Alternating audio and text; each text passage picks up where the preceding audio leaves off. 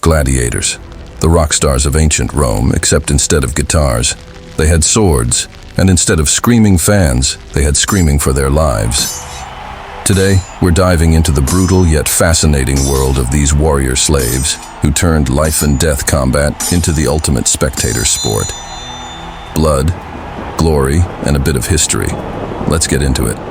Gladiators didn't start out as celebrities. Nope. They began as funeral entertainment in 264 BCE. Picture this, some wealthy Roman dude dies, and his family thinks, you know what would honor Uncle Flavius? Forcing two slaves to fight to the death, classic. Because nothing says rest in peace like a blood-soaked death match. But hey, the Romans thought this was a great idea and decided to make it a regular thing. Because if there's one thing Romans loved, it was turning violence into a business model. By the 1st century BCE, gladiatorial games had gone viral. And who do we have to thank for that? Julius Caesar, of course. In 65 BCE, young Caesar threw a massive gladiator show with 320 pairs of fighters. Why? To win votes for public office. Forget debates. This guy bought swords and bloodshed instead. Politics, Roman style. Vote for me and I'll give you a front row seat to carnage. And you thought modern elections were messy. Fast forward to 80 CE and we get the Flavian Amphitheater, better known as the Colosseum. Built by Emperor Vespasian and inaugurated by his son Emperor Titus, this arena could hold 50,000 people. It was the Madison Square Garden of ancient Rome, except the main act was people killing each other. And the opening event? 100 days of games featuring gladiators, wild animals, and a body count high enough to make Quentin Tarantino blush. They even flooded the arena for mock naval battles. Overkill much, Rome? So what was life like as a gladiator? Well, if you were a slave, it sucked. You'd be bought by a ludus, or training school, where you'd be whipped into shape, literally. Think boot camp, but with higher mortality rates. And if you were a volunteer gladiator, yes, those existed. It's because life as a free Roman wasn't exciting enough. You know what'll spice up my day? Fighting to the death in front of thousands of strangers. Gladiators trained hard, ate a high-carb diet, because you needed energy to not die, and were treated like prized racehorses. Some even became famous. Imagine being the LeBron James of stabbing people. Gladiators came in different flavors, depending on how much variety the crowd wanted. You had the Murmeo with a big shield and sword, the Retiarius rocking a trident and net, basically the fisherman of death, and the Thraex, who fought with a curved sword and a helmet that looked like it came from a cosplay convention.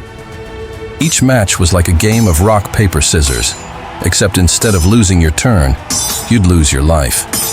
If you were good at not dying, you could become a celebrity. Fans wrote graffiti praising their favorite gladiators, and sponsors paid big bucks to see their favorites in action. Some even got prize money and freedom, if they survived long enough. But let's not romanticize it.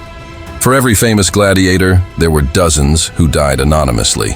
Gladiator games were brutal, bloody, and about as glamorous as a modern-day cage match, but with way worse benefits. Of course, not every gladiator was cool with being stabbed for entertainment. Enter Spartacus, a Thracian gladiator who, in 73 BCE, said, "Enough of this nonsense." He led a rebellion of 70 gladiators from a training school and eventually built an army of 70,000 escaped slaves. For 2 years, they gave the Roman legions a run for their money, defeating several armies before Spartacus was finally killed in 71 BCE. His rebellion didn't end slavery, but it definitely made Rome think twice about who they put in the arena. By the 4th century CE, gladiator games were falling out of favor. Why? 2 words: Christianity and economics. As the empire converted, people started thinking, hey, maybe watching people die for fun isn't super moral. Plus, hosting games was expensive. Feeding wild animals, paying gladiators, and cleaning up all that blood wasn't exactly budget-friendly.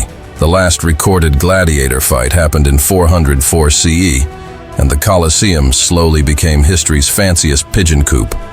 Gladiators may be long gone, but their legacy lives on. from epic movies like Gladiator, yes, we had to mention it, to sports like MMA, the fascination with combat entertainment is still alive and well. The only difference? Fighters today have contracts, sponsors, and way fewer lions to worry about. Progress. Am I right? So, that's the life of a gladiator. Brutal, bloody, and bizarrely glamorous. They were slaves, rebels, and superstars all rolled into one. Next time you complain about your day job, just remember, at least you don't have to dodge a trident for a living. But seriously, if there is something we can take away from stories like that of Spartacus, it's that even if the odds are against you, you should always stand up for what you believe in, as the measure of a man can be seen in how much he lives his truth and stands up for his values and principles, especially when it's not popular to do so.